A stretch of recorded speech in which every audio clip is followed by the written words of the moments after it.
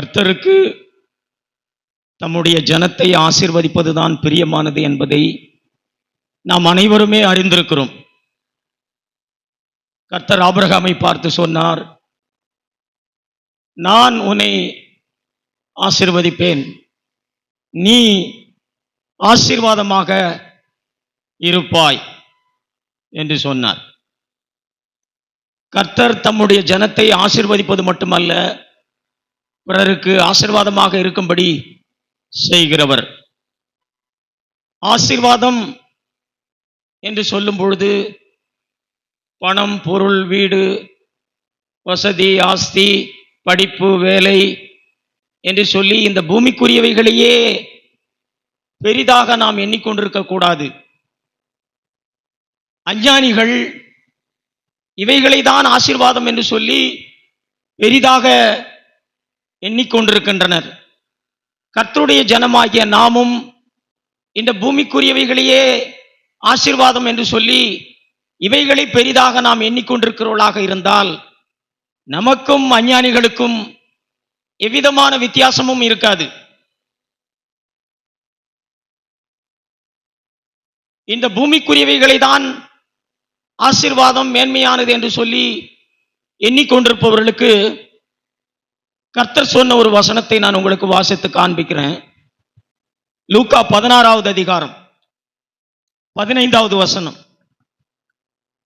பரிசேயர்களுக்கு இயேசு இந்த வார்த்தையை சொன்னார். அவர்கள் இந்த பூமிக்குரியவைகளையே மேன்மையாகவும் பெரிதாகவும் தங்களுடைய இருதயங்களிலே எண்ணிக்கொண்டிருந்தனர்.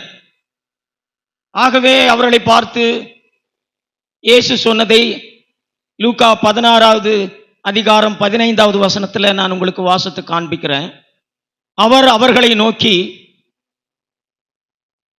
நீங்கள் மனுஷருக்கு முன்பாக உங்களை நீதிமான்களாக காட்டுகிறீர்கள், தேவனோ உங்கள் இருதயங்களை அறிந்திருக்கிறார். மனுஷருக்குள்ளே மேன்மையாக எண்ணப்படுகிறது தேவனுக்கு முன்பாக அருவருப்பாய் இருக்கிறது. மனுஷருக்குள்ளே மேன்மையாக எண்ணப்படுகிறது தேவனுக்கு முன்பதாக அருவருப்பாய் இருக்கிறது என்று சொல்லி இயேசு சொன்னார். நாம் இந்த பூமிக்குரியவைகளை மேன்மையாக எண்ணிக்கொண்டிருக்கிறவர்களாக இருந்தால் தேவனுக்கு முன்பாக இவைகளெல்லாம் அருவருப்பாய் இருக்கிறது என்று சொல்லி இந்த வசனத்திலே நாம் வாசித்தோம். ஆகவே ஆசீர்வாதம் என்று சொல்லும்போது இந்த பூமிக்குரியவைகள் தான் ஆசீர்வாதம் என்று சொல்லி நாம் இவற்றை மேன்மையாகவும் பெரிதாகவும் நம்முடைய இருதயங்களிலே நாம் எண்ணிக்கொண்டிருக்க கூடாது. ஆகவேதான் இந்த நாளில் நாம் இந்த செய்திக்கு புது உடன்படிக்கையின் ஆசீர்வாதம் என்று சொல்லி ஒரு தலைப்பை நாம் எடுத்துக்கொண்டிருக்கிறோம். ஏன் புது உடன்படிக்கையின் ஆசீர்வாதம் என்று சொல்லி இந்த தலைப்பை நாம் எடுத்துக்கொண்டிருக்கிறோம் என்று சொன்னால், பழைய உடன்படிக்கையிலே தேவனிடத்திலிருந்து பெற்றுக்கொள்ளாத ஆசீர்வாதத்தை புது உடன்படிக்கையில் கர்த்தருடைய ஜனங்களாக இருக்கிற நாம் பெற்றுக்கொள்கிறோம். ஆகவேதான் புது உடன்படிக்கையின் ஆசீர்வாதம் என்று சொல்லி இந்த தலைப்பை இந்த செய்திக்கு நாம் எடுத்துக்கொண்டிருக்கிறோம். பழைய உடன்படிக்கையில் பூமிக்குரிய ஆசீர்வாதங்களை தேவனிடத்திலிருந்து ஜனங்கள் பெற்றுக்கொண்டார்கள். தேவன் அவர்களுக்கு பூமிக்குரிய ஆசீர்வாதங்களை வாக்கு பண்ணி இருந்தார். ஆபிரகாமுக்கு நான் ஒரு மகனை தருவேன் என்று சொல்லி வாக்கு பண்ணி இருந்தார். ஆபிரகாம் வாக்கு தத்தத்தை விசுவாசித்து அந்த மகனை தேவனிடத்திலிருந்து பெற்றுக்கொண்டார். இஸ்ரேல் ஜனங்களுக்கு நான் உங்களுக்கு ஒரு தேசத்தை தருவேன் என்று சொல்லி வாக்கு பண்ணியிருந்தார். விசுவாசித்து அந்த தேசத்தை தேவனிடத்திலிருந்து அவர்கள் பெற்றுக்கொண்டார்கள். தேவன் அவர்களுக்கு பூமிக்குரியவைகளை வாக்கு தத்தம் பண்ணியிருந்தார். ஆகவே ஜனங்கள் பூமிக்குரியவைகளை பெற்றுக்கொண்டார்கள். ஆனால் பழைய உடன்படிக்கையில் இருந்த ஒருவர் கூட பரிசுத்த ஆவியானவரை தங்களுடைய இருதயங்களில் பெற்றுக்கொள்ளும்படி அவர்களுக்கு வாக்கு பண்ணப்படவில்லை. ஒருவர் கூட பரிசுத்த ஆவியானவரை தங்களுடைய இருதயங்களிலே அவர்கள் பெற்றுக்கொள்ள முடியாதிருந்தது. புது உடன்படிக்கையில் தான் பரிசுத்த ஆவியானவரை நாம் பெற்றுக்கொள்ளும்படி தேவன் இயேசு கிறிஸ்துவின் மூலமாக நமக்கு வாக்கு பண்ணி இருக்கிறார். புது உடன்படிக்கையில் தான் கர்த்தருடைய ஜனங்களாகிய நாம் பரிசுத்த ஆவியானவரை நம்முடைய இருதயங்களில் வாசம் செய்யும்படி நாம் அவரை பெற்றுக்கொள்ள முடியும். பழைய உடன்படிக்கையில் இருந்த ஒருவர் கூட பரிசுத்த ஆவியானவரை தங்களுடைய இருதயங்களில் வாசம் செய்யும்படி அவர்களால் பெற்றுக்கொள்ள முடியவில்லை. காரணம், அவர்களுக்கு பரிசுத்த ஆவியானவர் வாக்கு பண்ணப்படவில்லை. அவர்களுக்கு பூமிக்குரியவைகளை வாக்கு தத்தம் பண்ணியிருந்தார். ஆகவே பூமிக்குரியவைகளை அவர்கள் பெற்றுக் கொண்டிருந்தனர். ஆனால் புது உடன்படிக்கையிலே கர்த்தருடைய ஜனமாய் இருக்கிற நமக்கு தேவன் இந்த பூமிக்குரியவைகளை நமக்கு வாக்கு தத்தமாக நமக்கு அவர் சொல்லவில்லை. பரிசுத்த ஆவியானவரை நாம் பெற்றுக்கொள்ளும்படி பரிசுத்த ஆவியானவரை தேவன் நமக்கு வாக்கு பண்ணி இருக்கிறார்.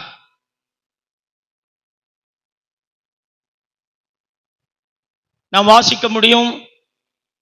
யோவான் 14வது அதிகாரம் 16வது வசனம். இயேசு ஜெபித்ததை குறித்து இடத்திலே நாம் வாசிக்கிறோம். நான் பிதாவை வேண்டிக் கொள்வேன், அப்பொழுது என்றென்றைக்கும் உங்களுடனே கூட இருக்கும்படிக்கு சத்திய ஆவியாகிய வேறொரு தேற்றரவாளனை அவர் உங்களுக்கு தந்தருளுவார். 26வது வசனம் இதே அதிகாரத்தில், என் நாமத்தினாலே பிதா அனுப்ப போகிற பரிசுத்த ஆவியாகிய தேற்றரவாளனே எல்லாவற்றையும் உங்களுக்கு போதித்து நான் உங்களுக்கு சொன்ன எல்லாவற்றையும் உங்களுக்கு நினைப்பூட்டுவார். புது உடன்படிக்கையில் தேவன் நமக்கு இயேசு கிறிஸ்துவின் மூலமாக பரிசுத்த ஆவியானவரை வாக்கு பண்ணி இருக்கிறார்.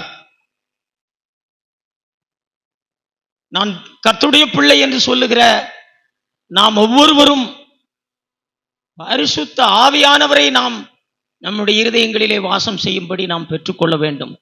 இதுதான் புது உடன்படிக்கையில் தேவன் நமக்கு கொடுக்கிற பெரிய ஆசீர்வாதம். இந்த ஆசீர்வாதத்தை தான் கர்த்தருடைய பிள்ளைகளாய் இருக்கிற நாம் அவரிடத்திலிருந்து நாம் பெற்றுக்கொள்ள வேண்டும். பரிசுத்த ஆவியானவரை நம்முடைய இருதயத்திலே வாசம் செய்யும்படி நாம் அவரை பெற்றுக்கொள்ளாமல் நாம் பணத்தை பெற்றுக் கொண்டிருந்தாலும், நாம் வசதிகளை பெற்றுக் கொண்டிருந்தாலும், படிப்பு வேலை என்று சொல்லி இந்த பூமிக்குரிய ஆசீர்வாதங்களை நாம் பெற்றுக் கொண்டிருந்தாலும் அவைகளெல்லாம் பிரயோஜனமற்றதாக இருந்திட முடியும். ஒரு வீட்டிலே எவ்வளவுதான் பொருட்களை நாம் வாங்கி வைத்திருந்தாலும், mixie, fan, fridge, washing machine, இது போன்ற எத்தனை பொருட்களை நாம் வாங்கி நம்முடைய வீட்டிலே நாம் வைத்திருந்தாலும் மின்சாரம் இல்லாவிட்டால் இவைகளெல்லாம் பிரயோஜனப்படாது. அதுபோலவே புது உடன்படிக்கையில் பரிசுத்த ஆவியானவரை நம்முடைய இருதயத்திலே நாம் பெற்றுக்கொள்ளாவிட்டால், நம்மிடத்திலே பணம் இருந்தாலும் சரி, நாம் படித்திருந்தாலும் சரி, எவ்வளவு ஆஸ்திகளை பெற்றிருந்தாலும் சரி, நாம் கர்த்தருக்கு பயனற்றவர்களாக நாம் இருந்துவிட முடியும். புது உடன்படிக்கையின் ஆசீர்வாதம் பணமோ படிப்போ வேலையோ ஆஸ்தியோ இந்த பூமிக்குரிய எதுவும் அல்ல. இவைகளெல்லாம் தேவன் நமக்கு கொடுத்திருந்தால் தேவனுக்கு நாம் நன்றியுள்ளவர்களாக நாம் இருக்க வேண்டும். ஆனால் இவைகளெல்லாம் அவரை விசுவாசித்து நாம் பெற்றுக்கொள்வதற்குரிய வாக்கு தத்தங்களாக தேவன் இவைகளை நமக்கு சொல்லவில்லை. நாம் அவரை விசுவாசித்து அவரிடத்திலிருந்து பெற்றுக்கொள்ளும்படி வாக்கு பண்ணப்பட்டிருப்பது பரிசுத்த ஆவியானவர். பரிசுத்த ஆவியானவரை பெற்றுக்கொள்வதுதான் புது உடன்படிக்கையின் ஆசீர்வாதம். கர்த்தருடைய பிள்ளைகளாய் இருக்கிற நமக்கு புது உடன்படிக்கையின் ஆசீர்வாதம் என்று சொல்லும் பொழுது பரிசுத்த ஆவியானவரை நாம் பெற்றுக் கொண்டிருக்கிறவர்களாக நாம் இருக்க வேண்டும். பழைய உடன்படிக்கையில் எலியாவை குறித்து நாம் அறிந்து கொண்டிருப்போம். எலியாவை பின்பற்றினவன் தான் எலிசா.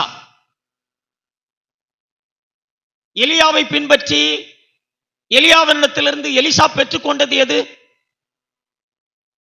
எலியாவின் மேலிருந்த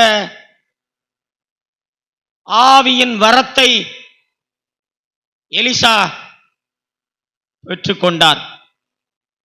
2 ராஜாக்கள் 2வது அதிகாரத்தில் நாம் இதை வாசித்து அறிந்து கொள்ள முடியும். 2 ராஜாக்கள் 2வது அதிகாரம் 15வது வசனத்தில், எரிகோவில் பார்த்து கொண்டு நின்ற தீர்க்கதரிசிகளின் புத்திரர் அவனை கண்டவுடனே எலியாவின் ஆவி எலிசாவின் மேல் இறங்குகிறது என்று சொல்லி அவனுக்கு எதிர்கொண்டு போய் தரை மட்டும் குனிந்து அவனை வணங்கி, எலியாவை பின்பற்றின எலிசா எலியாவின் மேல் இருந்த ஆவியின் வரத்தை எலிசா என்ன பண்ணாரு? பெற்றுக்கொண்டார். இதே போலதான் இயேசுவை பின்பற்றுகிறேன் என்று சொல்லுகிற நாம் இயேசு பெற்றிருந்த பரிசுத்த ஆவியினுடைய அபிஷேகத்தை நாம் ஒவ்வொருவரும் நாம் பெற்றுக்கொண்டிருக்க வேண்டும். எலியா இயேசுவுக்கு மாதிரியாக இருக்கிறான். எலியா செத்து போனவனை உயிரோடு கூட எழுப்பினது போல இயேசுவும் செத்து போனவர்களை உயிரோடு கூட எழுப்பினார். எலியா பரலோகத்துக்கு ஏறி போனது போல இயேசுவும் பரலோகத்துக்கு ஏறி போனார். எலியா இயேசுவுக்கு மாதிரியாக இருக்கிறான். எலிசா இயேசுவை பின்பற்றுகிறேன் என்று சொல்லுகிற நமக்கு மாதிரியாக இருக்கிறான். எலிசா எலியாவை பின்பற்றி எலியாவின் மேலிருந்த ஆவியின் வரத்தை பெற்றுக்கொண்டது போலவே கர்த்தருடைய பிள்ளைகளாயிருக்கிற நான் இயேசுவை பின்பற்றுகிறேன் என்று சொல்லுகிற நாம் இயேசுவின் மீது இருந்த அந்த அபிஷேகத்தை நாம் என்ன பண்ணோம்? பெற்றுக் கொண்டிருக்கிறவர்களாக நாம் இருக்க வேண்டும். இயேசு பெற்றிருந்த ஆவியின் அபிஷேகத்தை நாம் பெற்றுக் கொண்டிருக்கிறவர்களாக நாம் இருக்க வேண்டும்.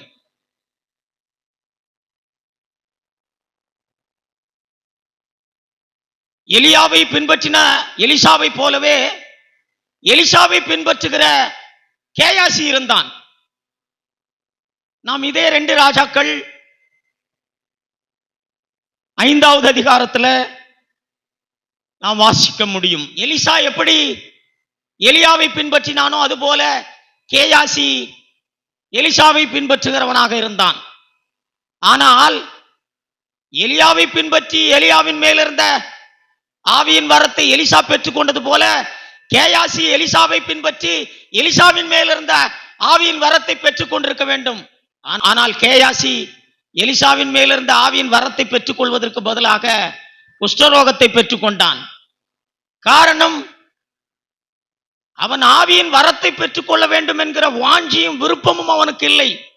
அவனுடைய இருதயத்திலே அவனுக்கு பணம் தான் பெரிதாக இருந்தது. நாகமான் என்கிற ஒரு குஷ்டரோகி எலிசாவினிடத்திலே வந்து சுகத்தை பெற்றுக் கொண்டான். தான் பெற்றுக்கொண்ட சுகத்துக்காக எலிசாவுக்கு அவன் காணிக்கையை கொடுக்கிறான். ஆனால் எலிசா என்ன சொல்லிவிட்டார்? அந்த காணிக்கையை நான் வாங்க மாட்டேன் என்று சொல்லிவிட்டார். இதை பார்த்து கொண்டிருந்த கேயாசி, எலிசாவை பின்பற்றின கேயாசி, எலிசாவுக்கு தெரியாமல் நாகமான் பின்னே ஓடி பொய் சொல்லி அந்த காணிக்கையை வாங்கி தன்னுடைய வீட்டிலே அவன் வைத்துக் கொண்டான். இந்த கேயாசி எலிசாவின் மேல் இருந்த ஆவியின் வரத்தை பெற்றுக் கொள்வதற்கு பதிலாக நாகமானிடத்தில் இருந்த குஷ்டரோகத்தை அவன் பெற்றுக்கொண்டான். காரணம், அவன் ஆவியின் வரத்தை காட்டிலும் பணத்தை அவன் பெரிதாக எண்ணிக்கொண்டிருந்தான்.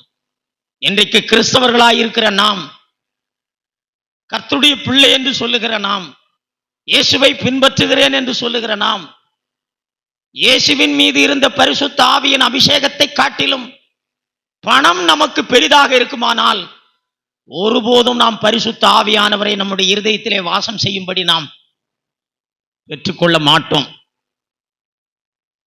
எந்த ஒரு ஆசீர்வாதத்தை காட்டிலும் மேன்மையான ஆசீர்வாதம் பரிசுத்த ஆவியானவரை நம்முடைய இருதயங்களிலே பெற்றுக்கொள்வது. பழைய உடன்படிக்கையில் தேவன் தம்முடைய ஜனங்களுக்கு பரிசுத்த ஆவியானவரை தங்களுடைய இருதயங்களில் பெற்றுக்கொள்ளும்படி வாக்கு பண்ணவில்லை. புது உடன்படிக்கையில தான் பரிசுத்த ஆவியானவரை பெற்றுக்கொள்ளும்படி வாக்கு பண்ணப்பட்டிருக்கிறோம். நாம் ஒவ்வொருவரும் புது உடன்படிக்கையிலே பரிசுத்த ஆவியானவரை நம்முடைய இருதயத்திலே வாசம் செய்யும்படி நாம் பெற்றுக்கொண்டிருக்க வேண்டும். பரிசுத்த ஆவியானவரை நாம் பெற்றுக்கொண்டவர்களாக இருந்தால் அஞ்ஞானிகளைப் போல இந்த பூமிக்குரிய ஆசீர்வாதங்களை நாம் பெரிதாக எண்ண மாட்டோம். இப்படிப்பட்ட ஆசீர்வாதங்களுக்காக தேவனுக்கு நாம் நன்றி உள்ளவர்களாக இருப்போம். ஆனால் இவைகளெல்லாம் நமக்கு வாக்கு தத்தங்களாக சொல்லப்பட்டு விசுவாசத்தினாலே நாம் இவைகளை எல்லாம் நாம் பெற்றுக்கொள்வதில்லை.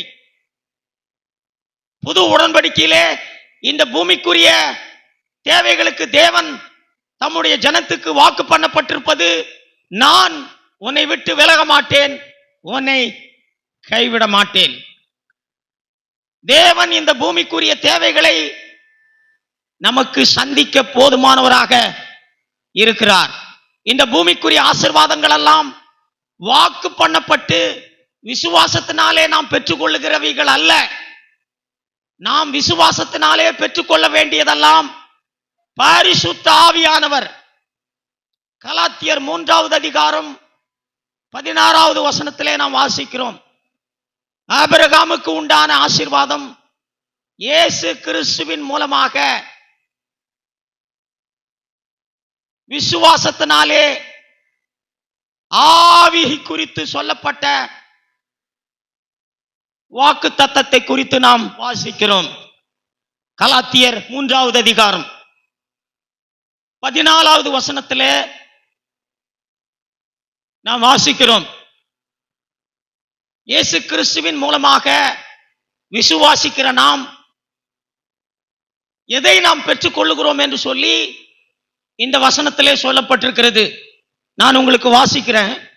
ஆபிரகாமுக்கு உண்டான ஆசீர்வாதம் கிறிஸ்து இயேசுவினால் புறஜாதிகளுக்கு வரும்படியாகவும் ஆவியை குறித்து சொல்லப்பட்ட வாக்கு தத்தத்தை நாம் விசுவாசத்தினாலே பெறும்படியாகவும் இப்படி ஆயிற்று. புது உடன்படிக்கையின் ஜனங்களாயிருக்கிற நமக்கு வாக்கு பண்ணப்பட்டது ஆவியை குறித்து சொல்லப்பட்ட வாக்கு தத்தம் என்று சொல்லி இந்த வசனத்திலே சொல்லப்பட்டிருக்கிறது. இயேசு கிறிஸ்துவின் மூலமாக இந்த ஆவியை குறித்து சொல்லப்பட்ட வாக்கு தத்தத்தை நாம் விசுவாசத்தினாலே பெற்றுக்கொள்ளுகிறோம் என்று சொல்லி சொல்லப்பட்டிருக்கிறது.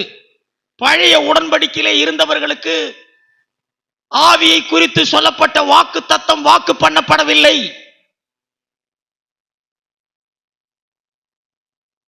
ஆபிரகாமுக்கு தேவன் ஒரு பிள்ளையை கொடுப்பேன் என்று சொல்லி வாக்கு பண்ணினார். வாக்கு தத்தத்தின் பிள்ளையை ஆபிரகாம் பெற்றுக்கொண்டான். வாக்கு தத்தத்தின் பிள்ளையின் மூலமாகத்தான், வாக்கு தத்த அந்த சந்ததியில தான் இயேசு கிறிஸ்துவை தேவன் இந்த பூமிக்கு அனுப்பினார். புது உடன்படிக்கையிலே இயேசு கிறிஸ்துவின் மூலமாய் நமக்கு வாக்கு பண்ணப்பட்டது ஆவியை குறித்து சொல்லப்பட்ட வாக்கு தத்தம். இயேசு சொன்னார், யோவான் 7வது அதிகாரம் 38-39, வேத வாக்கியம் சொல்லுகிறபடி என்னிடத்தில் விசுவாசமாய் இருக்கிறவன் எவனோ அவன் உள்ளத்திலிருந்து ஜீவ தண்ணீர் உள்ள நதிகள் ஓடும் என்றார். 39வது வசனம், தம்மை விசுவாசிக்கிறவர்கள் அடைய போகிற ஆவியை குறித்து இப்படி சொன்னார். இயேசு இன்னும் மகிமைப்படாதிருந்தபடியினால் பரிசுத்த ஆவி இன்னும் அருளப்படவில்லை. புது உடன்படிக்கையில் இயேசு கிறிஸ்துவின் மூலமாய் ரட்சிக்கப்பட்டிருக்கிற தேவனுடைய பிள்ளைகளாயிருக்கிற நாம் பரிசுத்த ஆவியானவரை நம்முடைய இருதயங்களில் பெற்றுக்கொள்ளும்படி வாக்கு தத்தம் பண்ணப்பட்டிருக்கிறோம். பரிசுத்த ஆவியானவரை நம்முடைய இருதயங்களிலே பெற்றுக்கொள்கிற ஆசீர்வாதத்தை காட்டிலும் வேறு எந்த ஒரு ஆசீர்வாதமும் மேன்மையான ஆசீர்வாதமாக இருந்திட முடியாது. ஆகவே ஆசீர்வாதம் என்று சொல்லும் பொழுது இந்த பூமிக்குரியவைகளை ஆசீர்வாதம் என்று சொல்லி நாம் மேன்மையாக எண்ணிக்கொள்ளக்கூடாது. அஞ்ஞானிகள் இவைகளை மேன்மையாக எண்ணிக்கொண்டிருக்கின்றனர். இவைகளை நாம் மேன்மையாக எண்ணிக்கொண்டிருந்தால் இவைகளெல்லாம் தேவனுக்கு முன்பாக அருவருப்பாக இருக்கிறது. இவைகளுக்காக நாம் தேவனுக்கு நன்றி உள்ளவர்களாக இருக்க வேண்டும். ஆனால் நாம் பெற்றுக்கொள்ள வேண்டிய மெய்யான ஆசீர்வாதம் பரிசுத்த ஆவியானவரை நம்முடைய இருதயங்களில் வாசம் செய்யும்படி நாம் பெற்றுக்கொள்ள வேண்டும். ஆகவே நான் இயேசுவை பின்பற்றுகிறேன் என்று சொல்லி பணத்தை நாம் பெரிதாக எண்ணிக்கொண்டிருந்தால் கேயாசியை போல ஒருபோதும் நாம் பரிசுத்த ஆவியின் அபிஷேகத்தை நாம் பெற்றுக்கொள்ள மாட்டோம். இன்றைக்கு பரிசுத்த ஆவியை பெற்றுக் கொண்டிருக்கிறேன் என்று சொல்லுகிற பெரும்பாலானவர்கள் அது உண்மையல்ல. ஏனென்று சொன்னால் இயேசு கிறிஸ்துவில் இருந்த பரிசுத்த ஆவியானவரை நாம் பெற்றுக் கொண்டிருந்தால் இயேசு கிறிஸ்துவை போலவே இந்த பூமியிலே நாம் வாழ்கிற ஜனங்களாக நாம் இருந்திட முடியும். எலியாவை பின்பற்றி எலிசா ஆவியின் அபிஷேகத்தை பெற்றுக் கொண்டது போல எலிசாவை பின்பற்றின கேயாசி ஆவியின் அபிஷேகத்தை அவன் பெற்றுக் கொண்டிருக்க முடியும். ஆனால் பணத்தை அவன் பெரிதாக தன்னுடைய இருதயத்திலே எண்ணிக்கொண்டிருந்தபடியினாலே நாகமான் இடத்தில் இருந்த குஷ்டரோகத்தை அவன் பெற்றுக்கொண்டான். இன்றைக்கும் நான் கர்த்தருடைய பிள்ளை என்று சொல்லிக்கொண்டு இந்த பூமிக்குரிய ஆசீர்வாதங்களை பணம், பொருள், வீடு, வசதி, வேலை இவைகளையெல்லாம் நாம் பெரிதாக எண்ணிக்கொண்டிருந்தால் நான் பரிசுத்த ஆவியை பெற்றுக் கொண்டிருக்கிறேன் என்று சொல்வதெல்லாம் போலியானது. பரிசுத்த ஆவியை பெற்றுக் கொண்டிருக்கிறவர்களாக நாம் இருந்தால் இவற்றையெல்லாம் நாம் ஒருபோதும் மேன்மையாக பெரிதாக நம்முடைய இருதயங்களிலே நாம் எண்ணிக்கொண்டிருக்க மாட்டோம். இவைகளுக்காக நாம் தேவனுக்கு நன்றி உள்ளவர்களாக இருப்போம். இவைகளை எல்லாம் இந்த பூமியிலே இயேசு கிறிஸ்து எப்படி பார்த்தாரோ, இவைகளை எல்லாம் இயேசு கிறிஸ்து எப்படி பயன்படுத்தினாரோ அதுபோல நாமும் இவைகளை எல்லாம் நாம் பார்க்கிற ஜனங்களாக நாம் இருப்போம். இவைகளை எல்லாம் இயேசு கிறிஸ்துவை போலவே நாம் பயன்படுத்துகிற ஜனங்களாக நாம் இருப்போம். இயேசுவை போலவே நாம் இந்த பூமியிலே நாம் வாழ்கிற ஜனங்களாக நாம் இருப்போம். ஆகவே புது உடன்படிக்கையில் வாக்கு பண்ணப்பட்டிருக்கிற ஆசீர்வாதம் பரிசுத்த ஆவியானவர். கர்த்தருடைய பிள்ளைகளாயிருக்கிற நாம் ஒவ்வொருவரும் பரிசுத்த ஆவியானவர் ஆகிய ஆசீர்வாதத்தை நம்முடைய இருதயத்திலே நாம் பெற்றுக்கொண்டிருக்க வேண்டும். நமக்கு வாஞ்சை வேண்டும். எப்படி எலியாவை தொடர்ந்து பின்பற்றி எலியாவின் மேலிருந்த அபிஷேகத்தை பெற்றுக் கொண்டிருந்தான், அதுபோல இயேசுவை பின்பற்றுகிறேன் என்று சொல்லுகிற நான் பரிசுத்த ஆவியை பெற்றுக்கொள்ளும்படி எனக்கு ஒரு வாஞ்சை இருக்க வேண்டும். அப்பொழுது இயேசு கிறிஸ்துவுக்குள் இருந்த பரிசுத்த ஆவியானவரை நாமும் பெற்றுக்கொள்ள முடியும். இயேசு பெற்றிருந்த அபிஷேகத்தை நாமும் பெற்றுக்கொள்ள முடியும். இயேசு பெற்றிருந்த வல்லமையை நாமும் பெற்றுக்கொள்ள முடியும். நாம் அப்படிப்பட்டவர்களாக நாம் வாஞ்சியுள்ளவர்களாக நாம் இருப்போம். கர்த்தர் நம்மை ஆசீர்வதிப்பாரா. ஆமென்.